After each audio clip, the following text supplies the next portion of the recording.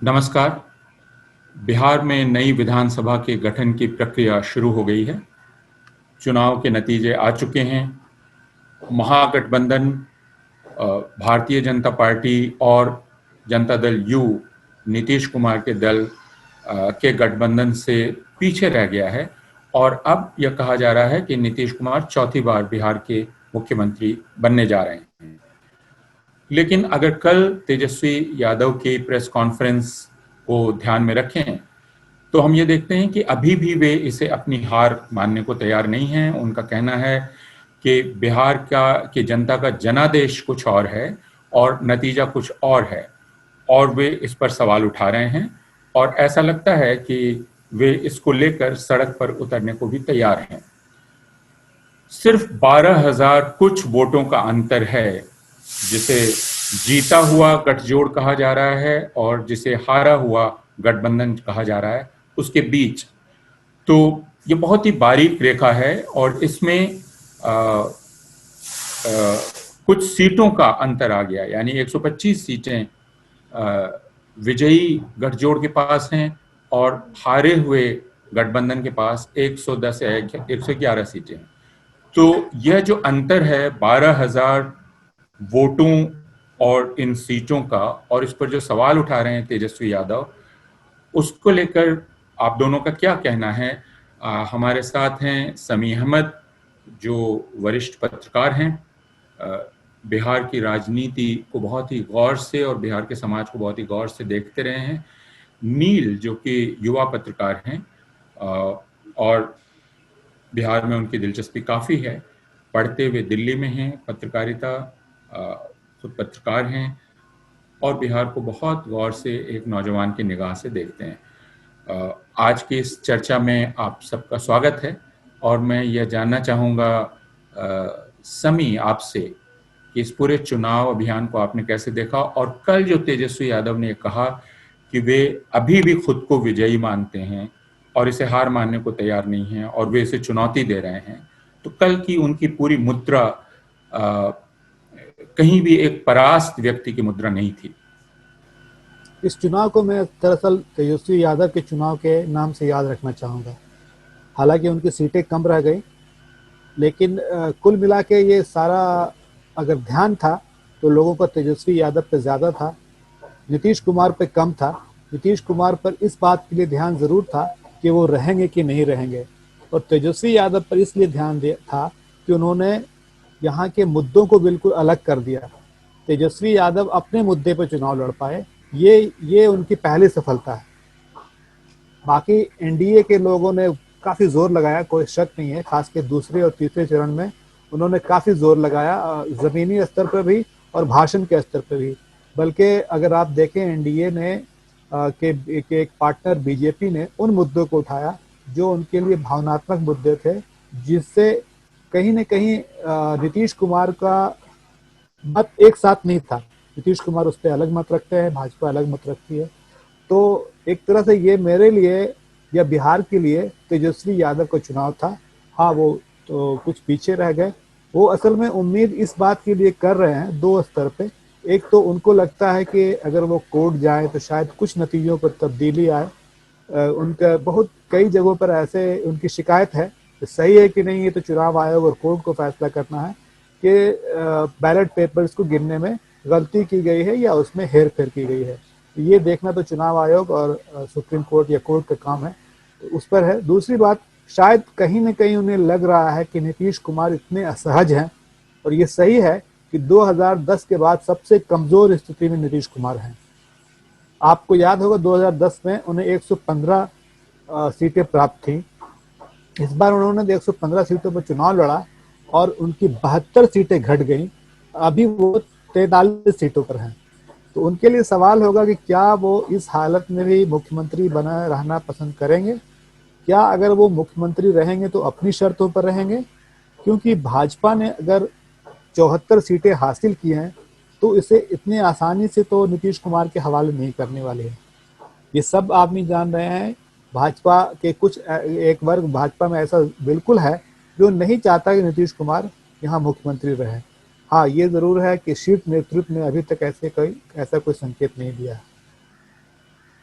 अ, हम इस पर बात कर रहे हैं, लेकिन आपने जो कहा कि तेजस्वी यादव ने भटकने नहीं दिया और मुद्दों पर टिकाए रखा चुनाव को, और बहुत मजबूती से उन्होंने चुनाव प्रचार किया। और यह भी कहा समी आपने, और नील, मैं आपका ध्यान इस तरफ खींचना चाहूँगा कि दूसरे और तीसरे चरण में वैसे मुद्दे उठाए गए जिन्हें भावनात्मक मुद्दे कहते हैं, और उसका असर पड़ा होगा चुनाव नतीजों पर और मतदाताओं के निर्णय पर। तो नील, ये जिनको भावनात्मक मुद्दे कहते हैं और असली मुद्दे कहते हैं, ये बहुत दिलचस्प चीज है कि भावनात्मक मुद्दे असली मुद्दे नहीं हैं, लेकिन भावनात्मक मुद्दे मतदाताओं को प्रभावित करते हैं। और ये कहा जा रहा है कि दूसरे और तीसरे चरण में भारतीय जनता पार्टी ने विशेषकर ऐसा प्रचार किया जिसे आप सांप्रदायिक प्रचार कह सकते हैं, या उनके शब्दों में राष्ट्रवादी प्रचार कह सकते हैं। ये तो शुरू से ही कोशिश की गई, जब यह कहा गया कि अगर बिहार में महागठबंधन चुनकर आ जाएगा तो कश्मीर के आतंकवादी बिहार आकर छिप जाएंगे। यह एक तरह से खुद अपनी ही सरकार की आलोचना थी, क्योंकि एक साल से कश्मीर को पर एक तरह से उसके चप्पे चप्पे पर सेना बिठा दी गई है और कश्मीर पूरी तरह से मुट्ठी में है। इसके बावजूद अगर कश्मीर से आतंकवादी बिहार पहुंच जाएंगे तो ये किसकी असफलता है, यह इस पर हम सारे लोग विचार कर सकते हैं। लेकिन नील, मैं यह जानना चाहता हूं कि क्या वे मुद्दे जिन्हें भावनात्मक मुद्दे कहा जाता है, और समी मैं चाहूंगा कि आप भी इस पर बात करें, क्या वे लोगों के लिए महत्वपूर्ण नहीं है, और क्या वे लोगों के असली मुद्दे नहीं हैं? हम हमेशा कहते हैं असली मुद्दे, यानी दवाई, पढ़ाई, सिंचाई आदि, और भावनात्मक मुद्दे यानी नकली मुद्दे। क्या मतलब है इसका, और क्या इसका कोई असर पड़ा या नहीं पड़ा? अगर हम इस चुनाव को देखें जो 3 चरण में हुए, तो पहले चरण में अगर जिस तरह से चुनाव प्रचार किया जा रहा था, उसमें भी ये स्पष्ट था कि महागठबंधन को एक लीड है, एक बढ़त है इन कंपैरिजन। तो और अगर हम पहले चरण के चुनाव को देखें तो उसमें ये था कि पूरी तरह से महागठबंधन के जो उठाए हुए मुद्दे थे, जैसे रोजगार, जैसे जो रोजगार सेंट्रिक था, पर और भी उसके साथ जैसे स्कूल कॉलेज जो भी है, दवाई, पढ़ाई, सिंचाई का नारा था, उसके अराउंड रिवॉल्व किया। पर धीरे धीरे जैसे दूसरे चरण और तीसरे चरण में गया, जो भाजपा के मुद्दे थे, जैसे कश्मीर का मुद्दा, जैसे राम मंदिर का मुद्दा, इसको बार बार उठाया गया। और कहीं ना कहीं अगर हम अब नतीजों को देखते हैं तीसरे चरण के, तो तीसरे चरण में एक बहुत बड़ी बढ़त बनाई एनडीए ने। तो उसका आज आज हमें ये समझ में आ रहा है कि वो मुद्दे पहले चरण में भी भाजपा के वैसे ही थे। पहले चरण में चुनाव से पहले याद है नड्डा, जेपी नड्डा ने कहा था कि ये लेफ्ट के साथ गठबंधन के बारे में, और उसको बार बार बोला गया। जो क्योंकि पहले चरण में जो सीट्स थे उसमें काफी ज्यादा माले सीट्स लड़ रहा था महागठबंधन में, पर वो तीसरे चरण में बढ़ते बढ़ते अब वो राम मंदिर की तरफ शिफ्ट किया। वो बार बार सीमांचल में जाके या सीमांचल के आसपास एरियाज में जाके घुसपैठियों की बात भी की गई। तो जब ऐसे मुद्दे जब आए चुनाव में, तो महागठबंधन ने उस समय भी स्टिक किया इन्हीं मुद्दों पे, जो उसके शुरू से रोजगार के मुद्दे रहे। ठीक उसी समय हमें ये याद रखना चाहिए कि नीतीश कुमार ने ये कहा था कि कौन किसी को भगा सकता है, ये सब फिजूल की बात है, भाजपा उसके साथ के दल के बातों को कॉन्ट्राडिक्ट करते हुए। और भावनात्मक मुद्दे जब की बात हो रही है, तो नीतीश कुमार ने भी अपने अंतिम रैली जो उनकी धमदाहा में थी, उसमें उन्होंने कहा कि ये उनका अंतिम चुनाव है, और इसको कहा गया कि इससे एक बहुत ही सिंपैथी बनेगी नीतीश कुमार के पक्ष में और लोग उन्हें वोट देने लगेंगे। पर अगर हम नतीजों को देखें तो हमें लगता है कि कहीं ना कहीं अगर एनडीए एक ऐसी बढ़त बनाया तीसरे चरण में, तो उसमें इन मुद्दों का योगदान तो है ही, साथ साथ एक अगर हम उन्हीं सीट्स पे विश्लेषण करें तो कहीं ना कहीं जो महागठबंधन का कोर वोट बैंक रहा है और जिसको एक्सपैंड किया गया, कहा जाता है मुद्दे आधारित राजनीति करके, जिसमें अलग अलग फोल्ड से कुछ कुछ वोट्स को जोड़े गए, वो बिखरता हुआ दिखा। और उसमें अगर उसमें कई ऐसी कम्युनिटीज है, उसमें ये बात आ गई कि आप अपने जो जातिगत प्रेफरेंस है उसको अपने धर्म के ऊपर रखते हैं या नहीं रखते हैं। तो कई जगह धर्म प्रिवेल किया, जब राम मंदिर की बात आई और इस तरह की बात आई, और जो नतीजों में स्पष्ट है, क्योंकि कई ऐसे सीट्स हैं जहां पे अगर एनडीए जीता है तो, और वहां के जो डेमोग्राफिक्स हैं, तो वहां पे एनडीए का स्कोप नहीं था, पर वो इसलिए हुआ क्योंकि वहां पे लोगों ने जो आजकल जिसे कहते हैं धर्म के नाम पे राजनीति वोट डाला, तो कहीं ना कहीं ये हावी होते गया चुनाव के बढ़ते के साथ साथ। और इसमें एक ये भी बात रही कि पहले और दूसरे चरण के बाद महागठबंधन काफी कॉन्फिडेंस के साथ सामने आया, और उसमें ये भी एक साथ साथ था कि हम तो चुनाव जीत चुके हैं। दूसरे चरण के बाद मनोज झा जी ने प्रेस कॉन्फ्रेंस करके ये कह दिया कि अब तो हमें बहुमत आ चुका है। तो ये एक बात चल गई कि इन्हें तो मतलब ये तो सरकार बना चुके हैं ऑलरेडी तीसरे चरण के चुनाव से पहले। और इस बात को बीजेपी ने काफी अच्छे से प्रचारित किया कि अगर तुम वोट नहीं दोगे तो ये तो सरकार ऑलरेडी बना चुके हैं इस बहुमत में कई कम्युनिटीज में, कि तुम्हारे साथ क्या होगा। तो जो चीज हम शुरू में फेल होते देखे जंगल राज की बात, वो तीसरे चरण में जाके कहीं ना कहीं लोगों के बीच में भी फैली कई कम्युनिटीज में, तो ये हमने देखने को मिला। समी, फिर उस पर लौटना चाहूंगा जिसकी बात मैं कर रहा था कि ये जो जंगल राज की बात की गई, और एक मिथ पिछले कुछ वर्षों में उभरा है कि एक तरफ विकास की राजनीति है और दूसरी तरफ जातिवादी राजनीति है और तथाकथित विचारधारात्मक राजनीति है, जिसका दूसरा शब्द जिसके लिए आप कह सकते हैं धर्मनिरपेक्षता की राजनीति। तो यह कहा गया कि आप दरअसल ये सारी जो बातें हैं धर्मनिरपेक्षता और सामाजिक न्याय, ये असली बातें नहीं है, विकास की बात होनी चाहिए। और नीतीश कुमार जो बार बार मुख्यमंत्री बने तो कहा गया कि विकास की राजनीति जीत गई। दिल्ली में पिछली 2 बार जो चुनाव नतीजे आए हैं उनको भी कहा गया कि जनता विकास को चुन रही है। लेकिन बिहार के चुनाव का अगर विश्लेषण किया जाए और सामाजिक आधार का, हालांकि मैं ये मानता हूं कि बहुत प्रामाणिक विश्लेषण नहीं है, तो इससे ये दिखलाई पड़ता है कि जिन्हें तथाकथित उच्च जाति कहते हैं, उन्होंने सारी परेशानियों के बावजूद, सारी बेरोजगारी के बावजूद, जो इस महामारी में दिक्कतें हुई उन सब के बावजूद अपनी प्रतिबद्धता उस दल के साथ बना के रखी है जिसे वे अपना दल मानते हैं। यानी इन सारी विफलताओं को वे नजरअंदाज करने को तैयार हैं, लेकिन वे अपनी वफादारी को छोड़ने को तैयार नहीं हैं। तो जिसे जातिवाद कहा जाता है, यह जातिवाद इस रूप में तो दिखाई पड़ रहा है ना, और यह कोई विचारधारा है या नहीं है। एनडीए के बारे में मैं 1-2 बात स्पष्ट करना चाहता था। पहली बात तो इन्होंने जातीय समीकरण का पूरा ख्याल रखा, वरना जीतन राम मांझी कोई ऐसे बहुत बड़े लोकप्रिय नेता नहीं है और उनके पास बहुत बड़ा आधार नहीं है कि वो अंतर जातीय भी कोई समर्थन रखते हों।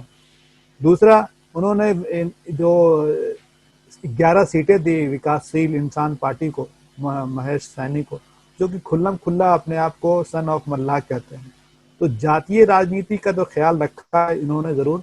अब रहा ये जो तथाकथित उच्च जातियां हैं, इनके वोटिंग पैटर्न का एक अंदाजा आप इससे लगा सकते हैं कि इनके वोट्स ज्यादातर बीजेपी को मिले हैं, इनके वोट्स नीतीश कुमार को नहीं मिले हैं, क्योंकि अगर नीतीश कुमार को वोट मिले होते तो उनकी ये स्थिति नहीं होती।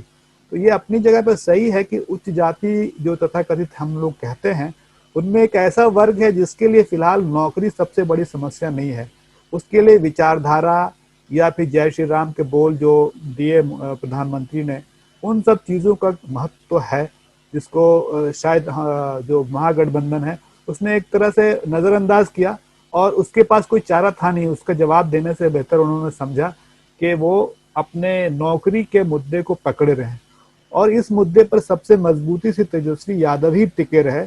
आपने कांग्रेस पार्टी के कोई बयान नौकरी के बारे में शायद नहीं सुना होगा। उनके नेता आए, उन्होंने अपनी बातें की और वो गए। इस मुद्दे पर अगर कोई टिकने वाली पार्टी थी तो वो आरजेडी थी। कुछ हद तक लेफ्ट के लोगों ने भी बात की इसके बारे में, लेकिन इसको कांग्रेस पार्टी को ये समझा गया था कि सवर्ण जातियों का मुकाबला करने के लिए इनको लाया गया, तो वो तो बुरी तरह से विफल हो गई। तो वह विफलता क्या इन दलों की विफलता मानी जाए, या यह भी देखा जाए कि समाज कैसे सोचता है, जिन्हें हम सवर्ण जातियां कहते हैं, कुछ तथाकथित उच्च जातियां कहते हैं, उन उच्च जातियों ने अपना एक विचारधारात्मक पक्ष चुन लिया है और जो जिंदगी की सच्चाइयां हैं, वे जिंदगी की सच्चाइयां इनको बदल नहीं पा रही हैं। नील, आप तो बिल्कुल नई पीढ़ी के हैं, आपको क्या लगता है कि क्या पीढ़ियों के बाद इसमें कोई परिवर्तन आया है या यह चीज वैसी ही मौजूद है? मुझे लगता है कि कंपैरेटिवली अगर हम बाकी पिछले इलेक्शन की बात करें या लोकसभा इलेक्शन की बात करें तो एक ऐसा वर्ग रहा है तथाकथित उच्च जातियों में भी जो इस बार नीतीश कुमार से काफी गुस्सा था और उसका गुस्सा जेडीयू के खिलाफ तो बखूबी निकला, बीजेपी के खिलाफ नहीं निकला। एक अलग अलग डिफरेंशिएशन कर लिया गया जिसमें लोजपा का भी एक थोड़ा बहुत रोल माना गया, ऐसा कहा गया कि लोजपा ने काफी जगह ये काम किया है। तो उससे उसमें ये देखा गया कि जो नई पीढ़ी के लोग हैं वो अगर रोजगार की बात कर भी रहे हैं तथाकथित उच्च जातियों में भी, तो तब भी वो महागठबंधन को वोट देने के लिए इस तरह से तैयार नहीं है। तो एक और अगर हम डेटा देखें जो लोकनीति के सर्वे का डेटा आया जिसमें ये कहा गया कि कास्ट वाइज ब्रेकअप दिया गया, कम्युनिटी वाइज अलग अलग वोट अलायंस का, तो उसमें देखा गया कि किस तरह से जो कोर ग्रुप्स हैं, जैसा कि शमी सर बता रहे थे कि एनडीए ने बहुत बखूबी अपने जातीय समीकरण का ख्याल रखा। ये कहा जाता है कि, और ये खासकर अभी के नैरेटिव में तो जातिवाद को सीधे सीधे रिलेट कर दिया जाता है, जो जैसे आरजेडी जैसी पार्टियां हैं, कहा जाता है कि ये जाति की राजनीति करती है और वहां जेडीयू और बीजेपी को बताया जाता है कि ये विकास की राजनीति है। तो इस बाइनरीज में अगर हम फिर भी अच्छे से विश्लेषण करें तो हमें ये दिखता है कि एनडीए ने सबसे बहुत बेहतरीन तरीके से एक जातीय समीकरण को बनाया और उस पे वो लगे रहे। और हम ये भी देखते हैं कि जहां जहां महागठबंधन के कैंडिडेट्स हारे कई जगह, खासकर तीसरे फेज में, वहां पे एनडीए के कई ऐसे कैंडिडेट्स थे जो उन जातियों के थे जिसका वोट महागठबंधन को जाते रहा है काफी समय से। तो एक नई पीढ़ी में ये उत्साह था, या उत्साह से ज्यादा एक गुस्सा था अभी के नीतीश कुमार के खिलाफ, पर वो सीधे सीधे तब्दील नहीं हुआ महागठबंधन के वोट में, वो अलग अलग रहा और कहीं ना कहीं एक डर दिखा के कुछ वोट तो वापस आ ही गया। तो ये ऐसा बदलाव नहीं रहा जैसा कि बताया गया कि एक MYY मैंने कहीं पढ़ा कि मुस्लिम, यादव एंड यूथ। तो इस तरह का एक गठबंधन के पक्ष में कोई युवाओं का कंसोलिडेशन नहीं रहा या नहीं दिखा मुझे। मैं ये मानता हूं कि इसको सिर्फ गठबंधन की कमजोरी नहीं मानना चाहिए, बल्कि एक सामाजिक कमजोरी भी मानना चाहिए कि वे अपने हित को किससे आखिरकार जोड़ना पसंद करते हैं, क्या वो तय करते हैं। तो इस चुनाव के बाद समीक्षा की जरूरत सिर्फ राजनीतिक दलों को नहीं है, उनको जरूर है, लेकिन बिहार की जनता को भी शायद अपनी समीक्षा करने की आवश्यकता है कि 15 वर्षों तक एक सरकार के रहने के बाद और उस सरकार की सारी नाकामियों को देखने के बाद, उसकी उदासीनता बल्कि उसकी क्रूरता, जब मजदूर लौट रहे थे तब इस सरकार को इतना अहंकार था कि वह यह कहे कि हम आपको आने नहीं देंगे यहाँ पर। और पूरी महामारी के दौरान मुख्यमंत्री ने अपने आप को बंद रखा, जनता के सामने भी नहीं आए और उन्होंने कोई जिम्मेदारी कबूल नहीं की, बाढ़ के दौरान भी। और मुझे याद है कि पटना में बार बार जो जल जमाव होता था तो उस वक्त भी मुख्यमंत्री का जो रवैया हुआ करता था वो अत्यंत ही अहंकारपूर्ण रवैया हुआ करता था। इसके बावजूद अगर जनता का एक हिस्सा ऐसा है जो मानता है कि इस सरकार को बने रहना देना चाहिए, तो फिर यह जो चर्चा की जाती है कि गवर्नेंस, सरकारियत, ये मुद्दे लोगों के सामने होते हैं, नौकरी, सरकारी योजनाएं उनके पास बिना भ्रष्टाचार के पहुंचती हैं कि नहीं। तो हम पूरे चुनाव प्रचार में सुनते रहे कि भ्रष्टाचार सीमा पार कर गया है, छोटी छोटी चीजों के लिए घूस देनी पड़ती है। लोग ये सारा कुछ कबूल कर रहे थे और उसके बाद भी जनता का एक बड़ा हिस्सा, जैसे अमेरिका में कहा गया कि जनता का एक बड़ा हिस्सा डोनाल्ड ट्रंप के साथ रहा, वैसे ही बिहार में यह कहा जा सकता है कि इन सारी परेशानियों के बावजूद, सारी जिल्लत जो जनता ने उठाई, उसके बावजूद जनता का एक बड़ा हिस्सा एनडीए के साथ रहा। अगर ये तुलना बहुत बेमानी और बेकार ना लगे तो मैं ऐसी तुलना करना चाहूँगा।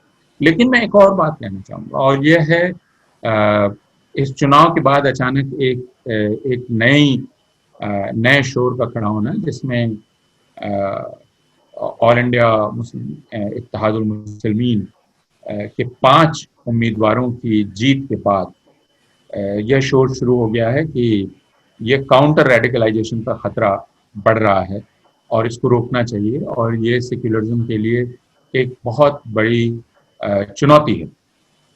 इसको लेकर काफी लोग चर्चा कर रहे हैं।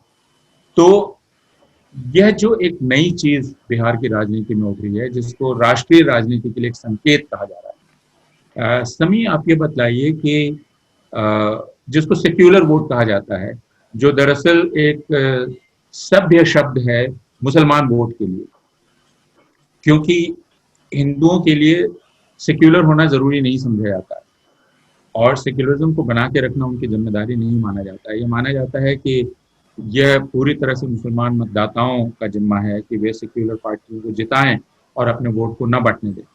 तो यह जो एक नया तत्व आया है बिहार की राजनीति में, जिसके चलते लगता है राष्ट्रीय राजनीति में हलचल हो गई है और इसे खतरे के रूप में दिखाया जा रहा है। आप इसको कैसे देखते हैं?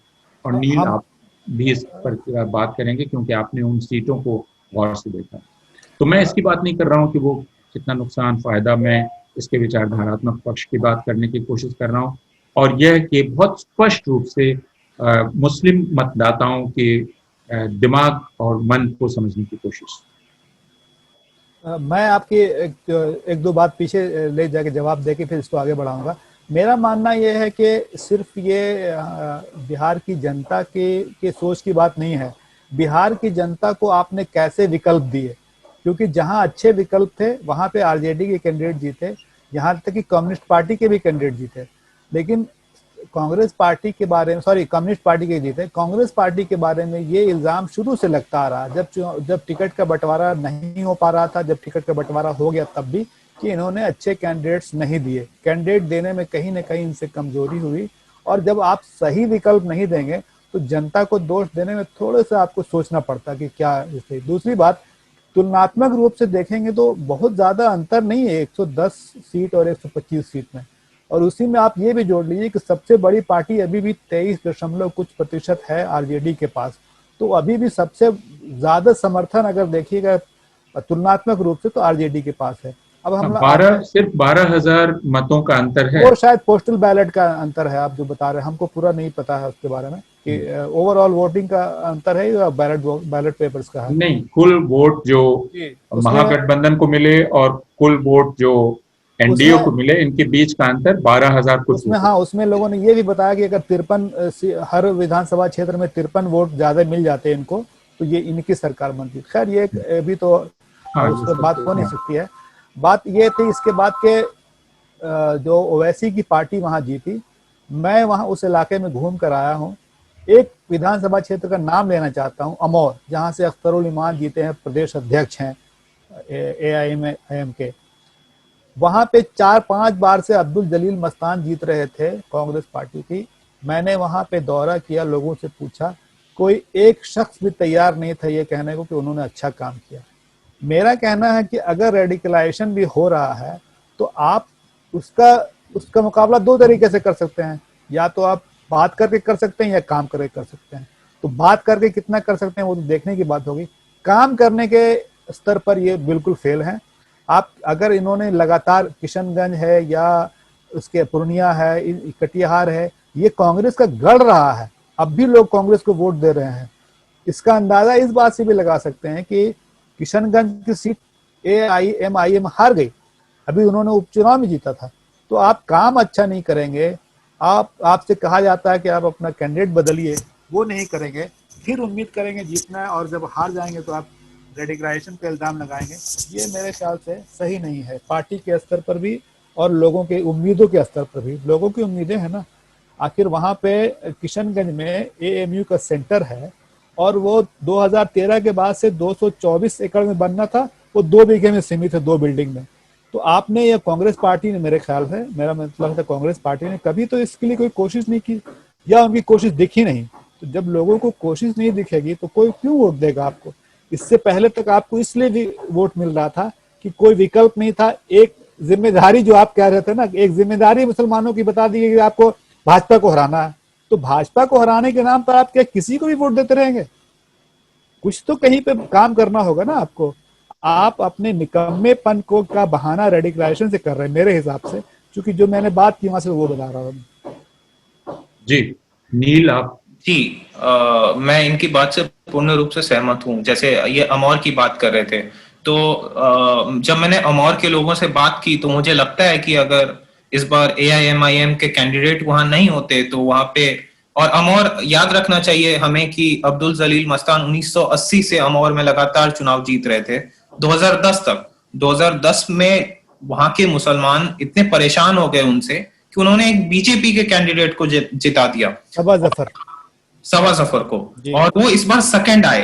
तो और अब्दुल जलील मस्तान एक बहुत मतलब तीसरे स्थान पे रहे इस बार, और बहुत कम वोट के साथ। तो ये दर्शाता है कि वहां लोगों में इतना गुस्सा था इनकम्बेंट से कि वो बीजेपी JDU के कैंडिडेट्स को बहुत खुल के वोट देने को तैयार थे। तो अगर जो कांग्रेस कहती है कि इन्होंने यहाँ के रेडिकलाइजेशन किया या इस तरह की बातें की जाती है, तो वो तो अगर मुझे लगता है कि इनकी पार्टी यहाँ नहीं लड़ती। जैसे जिन 5 सीटों में इन्होंने जीता है उसमें एक सीट बस जोकीहाट में दूसरे नंबर पे RJD रही है या महागठबंधन रहा है, बाकी सभी सीट्स में इनका सीधे मुकाबला NDA के साथ था। तो अब अगर हम उस चीज को देखें, एक बार उस चीज पे नजर डालें, तो हमें ये समझ में आता है कि वहां लोग ये नहीं समझते हैं कि, और ये इस चीज से परेशान है कि उनकी एक पूरी पुश्त खत्म हो गई, लोग पूरा जीवन बिता दिए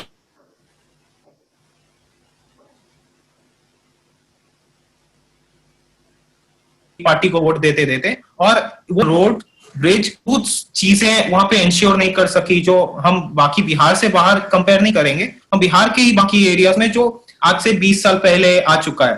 तो एक वहां पे इनकम्बेंसी का अगर कहा जाए, गुस्सा बिहार में नीतीश कुमार के खिलाफ था, तो वहां पे लोकल रिप्रेजेंटेटिव्स के खिलाफ था, जो वहां पे ये इस बार वोटिंग पैटर्न में दिखा है और वो ठीक से रिफ्लेक्ट होता है। बाकी जो रेडिकलाइजेशन का इल्जाम है, तो इसमें कांग्रेस पार्टी का कैंपेन पे भी हमें नजर देना चाहिए। अगर सीमांचल पे इनका जो कैंपेन था उसमें क्या कांग्रेस पार्टी के पास ऐसे कोई भी नेता नहीं थे या कोई भी ऐसा मुस्लिम आवाज नहीं था? अगर इन्हें मुसलमानों में ही एक आवाज ढूंढनी थी तो जो उनसे जाके बात कर सकता, उन्हें एक शायर की जरूरत पड़ गई जो बार बार एक पार्टी और व्यक्ति को अटैक करते जा रहा था अलग अलग जगह जाके। तो एक आइडेंटिटी के क्वेश्चन को कांग्रेस ने वहां जाके ट्रेस किया, ना कि AIMIM ने। तो इस चीज को हमें ध्यान देना चाहिए और ये देखना चाहिए कि एक विकल्प, जो अगर हम विकल्प की बात कर रहे थे बिहार में, तो जहां जहां विकल्प मिला बिहार के लोगों को, अच्छा कई जगह बहुत कम अंतर था लेकिन लोगों ने काफी कोशिश की वहां पे उन्हें वोट देने की। तो AIMIM को हम, या मैं एक व्यक्तिगत रूप से विकल्प के रूप में देखता हूं सीमांचल में, जो वहां पे बीजेपी नहीं जीते इस डर के आगे बात करने के लिए तैयार है। समिया, आप क्या इससे सहमत हैं? और क्या हमें इस पर बात नहीं करनी चाहिए या इससे कतरा के निकल जाना चाहिए कि दरअसल मुसलमानों की कुछ आशंकाएं हैं और कुछ इच्छाएं भी हैं, और वे चाहते हैं कि जब चुनाव हो या जब राजनीति का संगठन हो तो उन आशंकाओं और उन इच्छाओं को ध्यान में रखा जाए। क्या उनको बिल्कुल दरकिनार करते हुए और मुसलमानों को अदृश्य करते हुए, गायब करते हुए प्रचार करना ही धर्मनिरपेक्ष प्रचार है? और बिल्कुल सही कह रहे हैं आप। मेरा मानना ये है कि सीमांचल के वोटर्स ने, विशेषकर मुसलमानों ने, इसलिए कि उनकी संख्या ज्यादा है, ये स्पष्ट संदेश दिया है कि बीजेपी को हराने के नाम पर आप अपने नाकारा निकम्मे उम्मीदवारों को जीतने की उम्मीद न रखें। यहाँ से, इस इलाके से इससे पहले इसलिए जीतते आ रहे थे कि उनके पास कोई विकल्प था नहीं। इस बार जो भी कैंडिडेट दिए हैं, मेरा तो ख्याल है कि अख्तरुल इमान जो अमौर से जीते हैं, अगर वो इंडिपेंडेंट भी खड़े होते तो जीतते वही हो। तो आप काम करेंगे नहीं और उम्मीद करेंगे कि आपको ये मिल जाए। अगर रेडिकलाइजेशन होता तो उस इलाके में 20 जगहों पर लड़ी है एआईएम, उनको बाकी 15 जगहों पर अच्छे वोट्स आने चाहिए थे, कहाँ अच्छे वोट्स आए? तो जिन लोगों ने वोट दिया उन्होंने सोच समझ के दिया। मेरी बात हुई, मुझे कई लोगों ने ये बात बताई कि जहां पर भी ये जीतने की स्थिति में नहीं है उनको वोट नहीं देना है। मतलब वोट देने का जो उनका फैसला हो रहा था वो इसलिए नहीं हो रहा था कि एक ओवैसी साहब आगे इसलिए उनको हर हाल में दे देना है। मतलब कहना कि ये जीतने वाले नहीं को क्यों देंगे, अपना वोट क्यों बर्बाद करेंगे। तो वो सोच रहे थे ना कि क्यों, अच्छा काम करने वाले को देंगे। अगर वो किसी को भी देना चाहते तो किशनगंज में तो हारना नहीं चाहिए था एमआईएम के कैंडिडेट को। पिछली बार वो इसलिए जीते थे कि कांग्रेस के ने क्या किया, कांग्रेस के एमपी ने अपनी माँ को टिकट दिया जो 72 साल की थी, तो रिएक्शन में लोगों ने उनको वोट नहीं दिया। बात ऐसी है कि जब आप अच्छे कैंडिडेट देंगे नहीं तो कोई क्यों चुनेगा भाई कांग्रेस पार्टी को। उसमें उन्होंने ऐसा क्या किया है, रेडिकलाइजेशन से लड़ने के लिए भी तो कुछ ऐसा नहीं किया। एक तरफ वो मुस्लिम रेडिकलाइजेशन की बात करते हैं, लेकिन क्या वो हिंदू रेडिकलाइजेशन से लड़ने की बात कभी उन्होंने की है? एनटीसीए वाले मामले में क्या खुल के कभी उनका कोई तो आया नहीं कि हाँ ये प्रदर्शन हो रहा है यहाँ पर है। कितने लोग गए हैं ऑल इंडिया कांग्रेस के, सॉरी इंडियन नेशनल कांग्रेस के कितने लोग जेल गए हैं एनटीसीए के मामले में? ये आप धरातल पे काम नहीं करेंगे और चाहेंगे रेडिकलाइजेशन भी नहीं हो और वोट भी मिल जाए आपको, ये तो अब जमाना लद गया मेरे ख्याल से उसका। नहीं, मैं इसको इस तरह से भी देखता हूँ नील और समी कि इस बात की आवश्यकता है कि जो आपका मतदाता है आप उसका नाम लीजिए। मैं एक तुलना करना चाहता हूँ। हाल में अमेरिका का चुनाव संपन्न हुआ है।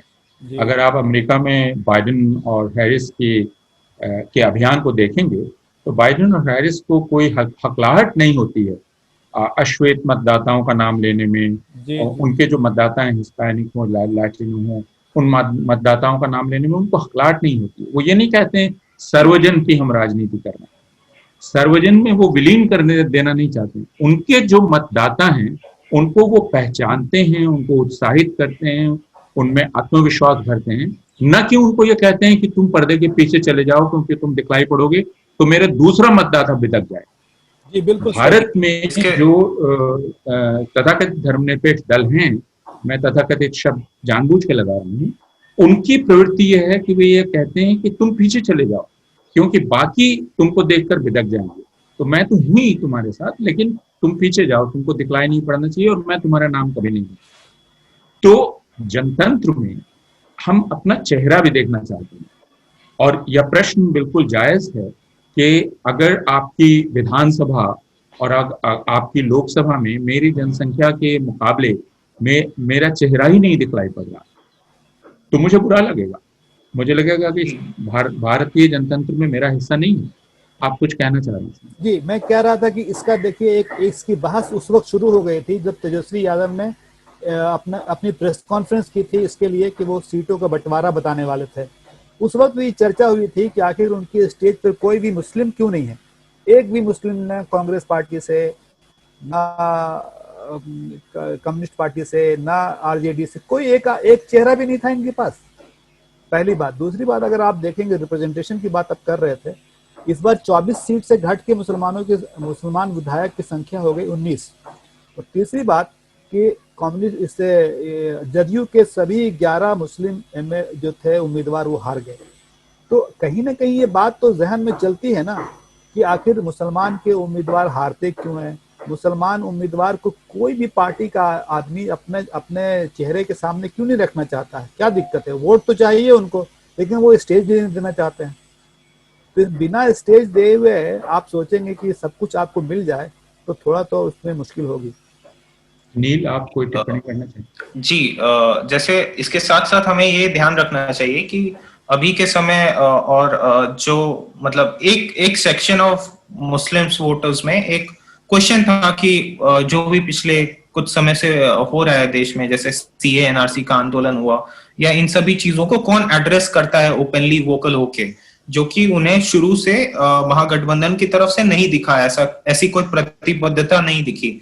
और इसके साथ साथ अगर हम पिछले चुनाव को याद करें 2015 के चुनाव को, तो उसमें खुले मंच से कई बार लालू प्रसाद यादव या आरजेडी के अलग अलग नेता और महागठबंधन के भी आरएसएस से लड़ने की बात कर रहे थे और इन सभी तरह की बातें हो रही थी। पर इस बार मुद्दे आधारित राजनीति के नाम पे या रोजगार के नाम पे इन सभी चीजों को पीछे धकेल दिया गया। बहुत खुल के मन से कभी सीए एनआरसी आंदोलन की बात नहीं की गई या फिर जो सांप्रदायिकता फैल रहा है उसके बारे में नहीं बात की गई, और उसके साथ साथ इन्होंने ऐसे कैंडिडेट से परहेज नहीं किया जिनके ऊपर सांप्रदायिक होने का दाग है। जैसे कि शेर घाटी से जो आरजेडी की कैंडिडेट थी वो पहले बीजेपी में थी, बीजेपी ने उन्हें निष्कासित किया, और उससे साथ साथ वो दुर्गा वाहिनी में थी।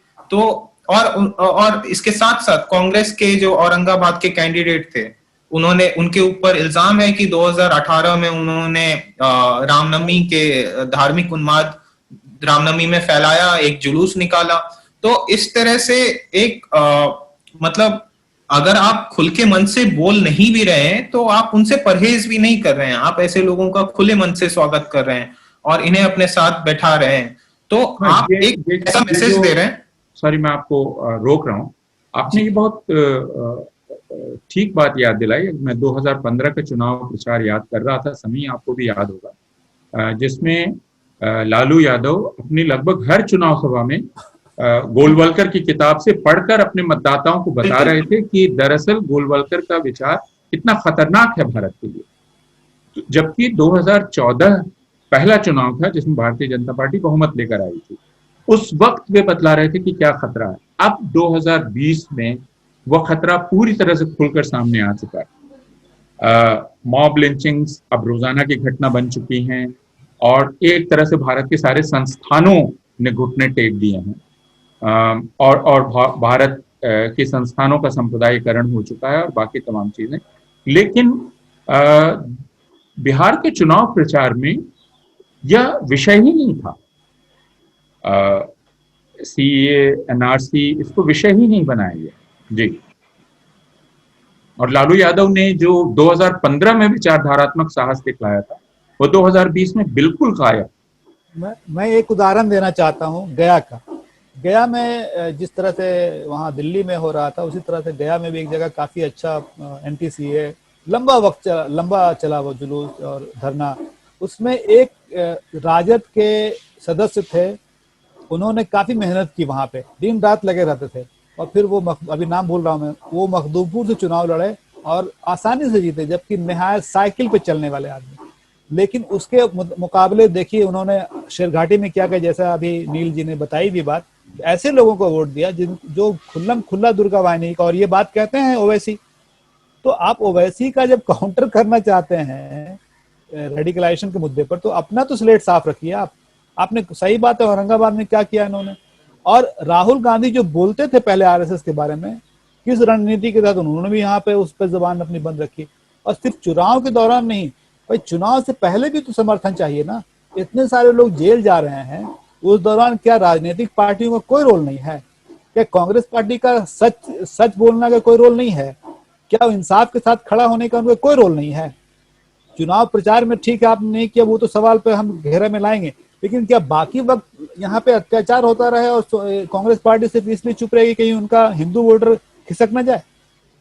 तो रेडिकलाइजेशन किसका हो रहा है? मुझे तो लगता है कांग्रेस पार्टी का रेडिकलाइजेशन हो रहा है।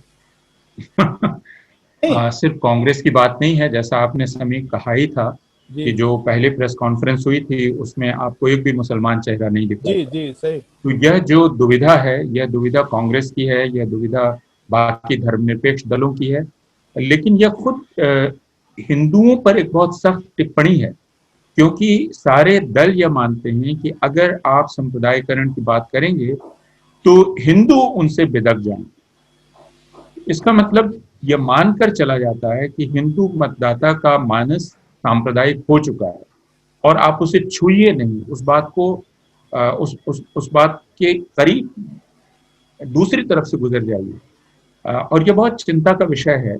और मैं इसीलिए हम अपनी बातचीत यहाँ खत्म करेंगे क्योंकि हमारे पास वक्त नहीं है, लेकिन मैं ये कहना चाहूँगा कि वह साहस जो साहस 2015 में दिखलाया गया था, वह साहस 2020 में भी दिखलाया जा सकता था, विचारधारात्मक साहस। नतीजा क्या होता क्या नहीं यह अलग मसला है, लेकिन हमारे जनतांत्रिक राजनीति से यदि वह साहस गायब हो जाता है तो आप जिन्हें सिर्फ गवर्नेंस का मुद्दा कहते हैं, मैं जिनको सिर्फ म्यूनिसिपैलिटी का मुद्दा कहता हूँ, आप म्यूनिसिपैलिटी के मुद्दों पर चुनाव जीतकर समाज को जीतने का भ्रम पाल सकते हैं, लेकिन समाज आपके हाथ से निकल जाएगा। तो बिहार में एक बहुत कठिन संघर्ष किया गया है और यह कहा जा सकता है कि जनादेश बदलाव का था, लेकिन वह उलझ कर रह गया गणित में या सांस्थानिक कमजोरी की वजह से। और अब बिहार एक दोराहे पर खड़ा है और वो किस रास्ते जाता है यह हमें देखना पड़ेगा। और बिहार की जनता क्या फिर अगले 5 वर्ष इंतजार करेगी ताकि उसके भाग्य का निर्धारण हो, या वो अपने भाग्य को, अपनी नियति को अपने हाथ में लेगी और कुछ और करेगी? यह सब कुछ भी हमें सोचने की जरूरत है। खुद राजनीतिक दल अपने काम करने के तरीके के बारे में फिर से सोचेंगे, या वे संतुष्ट हो जाएंगे कि 2 महीने के चुनाव प्रचार से अगर हमने इतना हासिल कर लिया तो फिर हमें एक दीर्घकालिक कार्य करने की आवश्यकता नहीं है। ये सारे प्रश्न हमारे सामने बने रहेंगे। अगर कोई आखिरी टिप्पणी है तो आधा मिनट में नील और समी आप करें, वरना हम लोग बातचीत यहाँ स्थगित करेंगे। मुझे लगता है कि ये चुनाव तेजस्वी यादव का था, इसको इस रूप में याद रखा जाएगा, यही काफी है। इसके लिए मेहनत करने की जरूरत है, निराश होने की इतनी जरूरत नहीं है।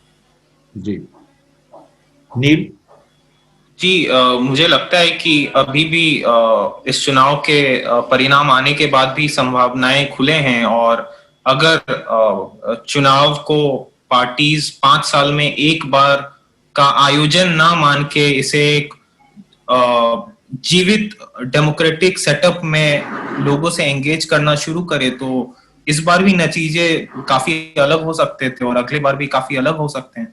हम लोगों ने जिस पर बात नहीं की, मैं यहाँ अपनी बात खत्म करना चाहूंगा, जिसे मैं इस चुनाव की खबर कहता हूँ, वह है बिहार की संसदीय या बिहार की जनतांत्रिक राजनीति में वामपंथ की वापसी, बहुत मजबूत कदमों के साथ वामपंथ की वापसी।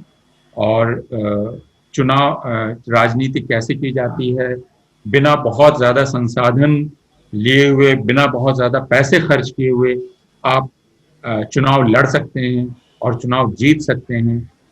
उसके लिए आपके पास मोटर गाड़ियों का काफिला होना जरूरी नहीं है। यह एक मॉडल उस जीत से हमें मिल रहा है जो जीत कुछ जगहों पे वामपंथी दलों की हुई है।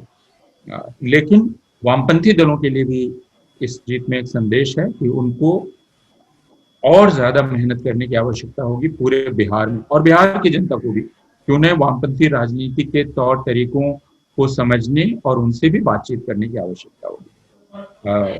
तो बिहार के लिए अगर मैं एक कवि के शब्द उधार लूं तो कह सकता हूँ, शहर अब भी संभावना है, हमें बहुत निराश नहीं होना चाहिए, बिहार में संभावनाएं अभी भी हैं।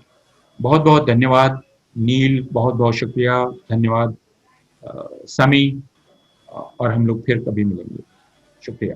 द वायर के और वीडियोस देखने के लिए सब्सक्राइब करें और बेल आइकन पर क्लिक करें।